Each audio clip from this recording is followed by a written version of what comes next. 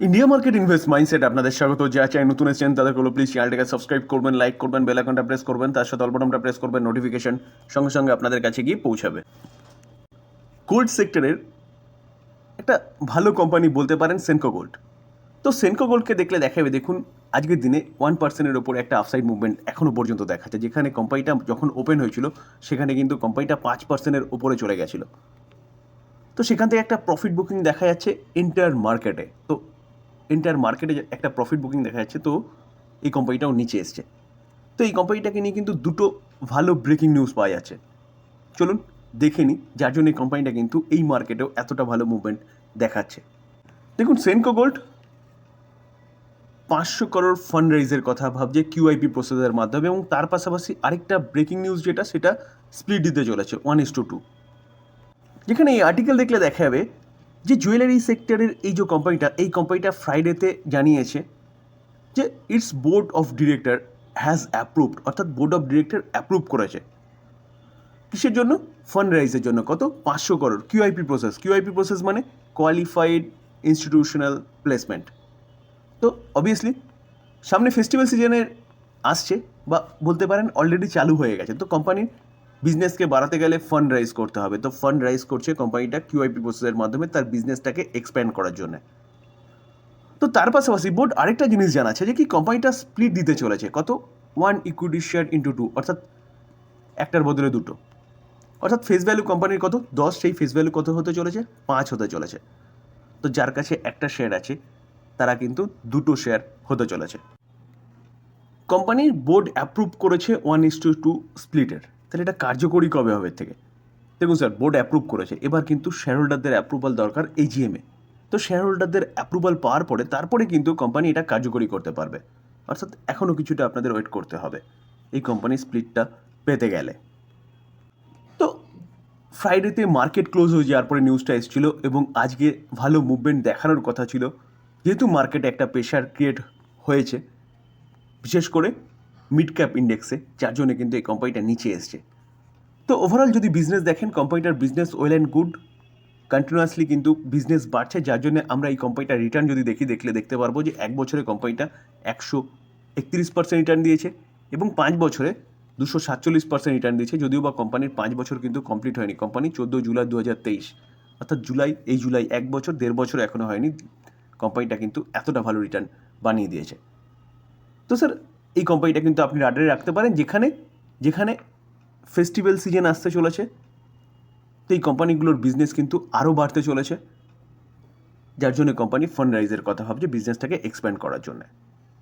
তো best company আপনি আপনার রাডারে রাখতে পারেন ইনভেস্টমেন্টের জন্য। বরুণ বেভারেজ। দেখুন বরুণ বেভারেজ এই কোম্পানিটাকে দেখলে দেখাবে কোম্পানিটা কিন্তু আজকের দিনে এখনও পর্যন্ত 5.5%-এর কাছাকাছি একটা ডাউন সাইড মুভমেন্ট দেখাচ্ছে, যেখানে প্রায় 7%-এর মতন কিন্তু নিচে চলে গেছিলো এই কোম্পানিটা। তো ভালো কোম্পানি, ব্রোকিং হাউসরা ভালো ভালো কথা বলছে, ভালো আপগ্রেডেশনের কথা বলছে, যেখানে আমিও নিউজে আলোচনা করেছিলাম যে এই কোম্পানিটার সিটি ব্রোকিং হাউস 38% এখান থেকে আফসাইড মুভমেন্টের কথা বলছিল। তো কি হলো, কোম্পানিটা হঠাৎ করে উল্টো দিকে মুভমেন্ট দেখানো শুরু করলো, যেখানে কোম্পানির বিজনেস মডেল ভালো, বিজনেস কন্টিনিউয়াসলি বাড়ছে, সেটা ওয়ার্ল্ডের 13টা দেশে কোম্পানি বিজনেস করছে, যেখানে বিজনেস কন্টিনিউয়াসলি কোম্পানিটা বাড়াচ্ছে। তো বিজনেস ভালো, সব কিছু ঠিক আছে, কোম্পানি কেন পড়ছে? তো কোম্পানিটাকে নিয়ে কিন্তু দুটো বলতে পারেন খারাপ নিউজ পাওয়া যাচ্ছে। একটা তো পুরো খারাপ নিউজ, আরেকটা খারাপ নিউজ নয়। তো চলুন অ্যাট ফার্স্ট যেটা খারাপ নিউজ সেটা একটু দেখে নিই, এবং মূলত ওই কারণে কিন্তু কোম্পানিটা আজকে এতটা ডাউন সাইড মুভমেন্ট দেখাচ্ছে। দেখুন স্যার, এই আর্টিকেল দেখলে দেখা যাবে যে, প্রথমত বলে রাখি স্যার, এই যে এটা নিউজটা যে আলোচনা করছে সেটা রিপোর্টের মাধ্যমে পাওয়া যাচ্ছে কি, যে কার্বোনেটেড সফট ড্রিঙ্কস যেসব কোম্পানিগুলো বানায় সেই ড্রিঙ্কসের ওপরে কিন্তু যে ট্যাক্স, সেই ট্যাক্সের বোঝা আরও বাড়তে চলেছে, অর্থাৎ নতুন করে কিন্তু ট্যাক্স বাড়তে পারে। যেখানে আমরা যদি দেখি তাহলে কারেন্টলি এই কোম্পানিগুলো জিএসটি দেয় 28%, তার পাশাপাশি with a compensation cess of 12% এটাও দিতে হয়। তার পাশাপাশি কিন্তু সুগার এবং ফ্রুটের দামও কন্টিনিউয়াসলি বাড়ছে, যেখানে অ্যাপ্রক্সিমেটলি দেখলে দেখা যাবে যে এইসব সফট ড্রিঙ্কসগুলো না টোটাল কতটা, প্রায় 40% ট্যাক্স কিন্তু দেয়। তো সেই জায়গায় দাঁড়িয়ে স্যার যদি ট্যাক্স আবার বাড়ায় তাহলে কিন্তু এই কোম্পানিগুলোর ক্ষেত্রে প্রফিট যেটা সেটা কিন্তু একটা এফেক্ট করবে। তার পাশাপাশি কন্টিনিউয়াসলি এখন যে সুগারের দাম বাড়ছে সেটাও কিন্তু এখন ফ্যাক্ট হয়ে দাঁড়িয়েছে, কারণ কারণ খরচা বাড়তে চলেছে। তো এই জায়গায় দাঁড়িয়ে কি করবেন? তো প্রথম কারণ কিন্তু এটা, যেটা কিন্তু এই বেভারেজ কোম্পানিগুলোর জন্য একটা খারাপ নিউজ। তার পাশাপাশি আরেকটা নিউজও কিন্তু পাওয়া যাচ্ছে, যেখানে কোম্পানিটা কী করতে চলেছে, ফান্ড রাইজ করতে চলেছে। তো বলা হচ্ছে যে 5% আজকে পড়ার পিছনে কারণ হচ্ছে ফান্ড রাইজ অ্যানাউন্সমেন্ট। চলুন আরেকটু ডিটেলস একটু বোঝার চেষ্টা করি। যেখানে এই আর্টিকেল দেখলেও দেখা যাবে যে বরুণ বেভারেজ শেয়ার প্রাইস 5% পড়েছে আজকে। কারণ কারণ বলছে কি, যে following the company announcement on a board meeting, কবে, ওয়েডনেসডে। তো considering rising fund through QIP process. তো কিউআইপি প্রসেসের মাধ্যমে ফান্ড রাইজের কথা শোনা যাচ্ছে। তো দ্য কোম্পানি ইনফর্ম এক্সচেঞ্জ, অর্থাৎ এটা কিন্তু একটা অফিসিয়াল নিউজ, এটাও একটা কারণ ধরে নেওয়া হচ্ছে। স্বাভাবিকভাবে কিউআইপি প্রসেসে যদি ফান্ড রাইজ করে তখন কিন্তু ডিসকাউন্টে রাইজ করতে হয়। তো সেই জন্যে এটাও একটা কারণ বলতে পারেন। তো স্যার এই জায়গায় দাঁড়িয়ে কী করবেন? দেখুন স্যার, কোম্পানির বিজনেস যে এখান থেকে শেষ হয়ে যাচ্ছে বা ধ্বংস হয়ে যাচ্ছে এরকম ব্যাপার নয়। কোম্পানি ফান্ড রাইজ করছে এবং সুগারের দাম বাড়ছে, এই দুটো হচ্ছে ফ্যাক্ট। যে সুগারের দাম বাড়ছে, কোম্পানির প্রফিটের ওপর কিছুটা এফেক্ট পড়তে পারে। এটা কি পার্মানেন্টলি? একদম নয়। তো সেই জায়গায় দাঁড়িয়ে স্যার কোম্পানি নিচে আসছে। দেখুন এখনও দেখলে দেখা যাবে কোম্পানি 6% মতন কিন্তু নিচে দেখাচ্ছে। কিছুটা কামব্যাক করার চেষ্টা করেছিল, তারপরে আবার ডাউন সাইড মুভমেন্ট দেখাচ্ছে। তো কোম্পানি মুভমেন্ট দেখাচ্ছে ডাউন সাইড, তো এই জায়গায় দাঁড়িয়ে কিন্তু কোম্পানি বাই করার অপরচুনিটি খুঁজতে হবে। যে ট্যাক্সেশনের কথা শোনা যাচ্ছে সেটা রিপোর্টের মাধ্যমে শোনা যাচ্ছে, সেটা এখনও ফাইনাল নয়। আর তার পাশাপাশি দেখলে দেখা যাবে ভারতে শুধু কোম্পানিটা বিজনেস করছে না, কোম্পানিটা টোটাল ওয়ার্ল্ডের মধ্যে 13টা দেশে বিজনেস করছে। তো সেই জায়গায় দাঁড়িয়ে স্যার যদি কোম্পানিটা এখান থেকে আরও নিচে আসে তাহলে রাডারে রাখতে পারেন বা বাই করার অপরচুনিটি খুঁজতে পারেন। কারণ ফান্ডামেন্টাল স্ট্রং কোম্পানি, এগুলো টোটালি বলতে পারেন এক্সটার্নালি একটা কারণ, যেটা পার্মানেন্ট নয়। যেটা কোম্পানির বিজনেস শেষ হয়ে যাবে, ধ্বংস হয়ে যাবে, এরকম ব্যাপার নয়। হ্যাঁ, হয়তো কিছু কোয়ার্টার কোম্পানির প্রফিটে একটু এফেক্ট করতে পারে। তো সেই জায়গায় দাঁড়িয়ে স্যার যেহেতু পার্মানেন্ট ব্যাপার নয়, তো এই জায়গায় দাঁড়িয়ে কিন্তু এই কোম্পানিটা আপনি রাডারে রাখতে পারেন বা বাই করার অপরচুনিটি খুঁজতে পারেন। তবে ডিসক্লেমার দিয়ে রাখি, কোনো বাই রেকমেন্ডেশন নয়, জাস্ট একটা সাজেশন হিসেবে নিতে পারেন। নিজে অ্যানালাইসিস করবেন, তারপরে চিন্তাভাবনা করবেন বাই করবেন কি করবেন না।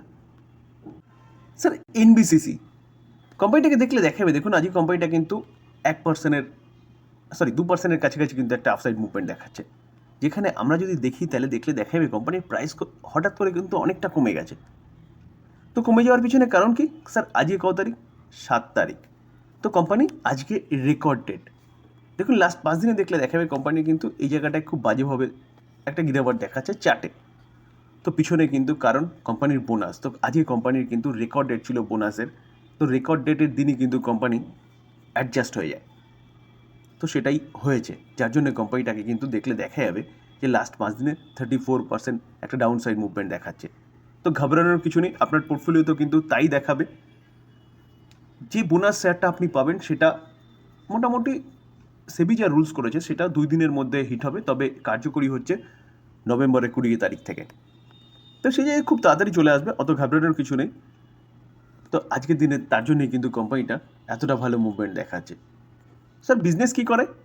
বিজনেস ইনফ্রাস্ট্রাকচার রিলেটেড করে, হাউজিংয়ের ওপরে কাজ করে। তো বিজনেস দেখে এই কোম্পানিটা কিন্তু আপনি রাডারে রাখতে পারেন, কারণ গভর্নমেন্ট হাউজিং নিয়ে কাজ করছে প্লাস ইনফ্রাস্ট্রাকচার নিয়ে কাজ করছে, যার জন্যই কিন্তু কোম্পানিটা ভালো রিটার্ন বানিয়ে দিচ্ছে। লাস্ট 1 বছরে দেখলে দেখা যাবে কোম্পানিটা 98%, যদিও বা এই গিরাবারটা ওর মধ্যে রয়েছে, যেহেতু চার্ট এখনও অ্যাডজাস্ট হয়নি।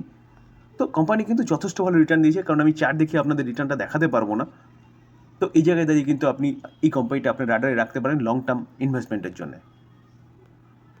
আবারও ডিসক্লেমার দিয়ে রাখি, কোনো বাই রেকমেন্ডেশন নাই, নিউজ পাওয়া যাচ্ছে সেই অনুযায়ী আলোচনা করলাম, লার্নিং পারপাস। বাই করবেন নিজের ডিসিশনে বা আপনি আপনার ফাইন্যান্সিয়াল অ্যাডভাইজারের সাথে কথা বলে নেবেন বা আপনি ভালো মতন অ্যানালাইসিস করে তারপরে করবেন। আমি জাস্ট নিউজগুলো নিয়ে আলোচনা করলাম মাত্র। আলোচনা এই পর্যন্ত। যদি ভালো লাগে, যা চ্যানেল নতুন এসেছেন তাদেরগুলো প্লিজ চ্যানেলটাকে সাবস্ক্রাইব করবেন, লাইক করবেন, বেল আইকনটা প্রেস করবেন, তার সাথে অল বাটনটা প্রেস করবেন, নোটিফিকেশন সঙ্গে সঙ্গে আপনাদের কাছে গিয়ে পৌঁছাবে। থ্যাংক ইউ, ভালো থাকবেন।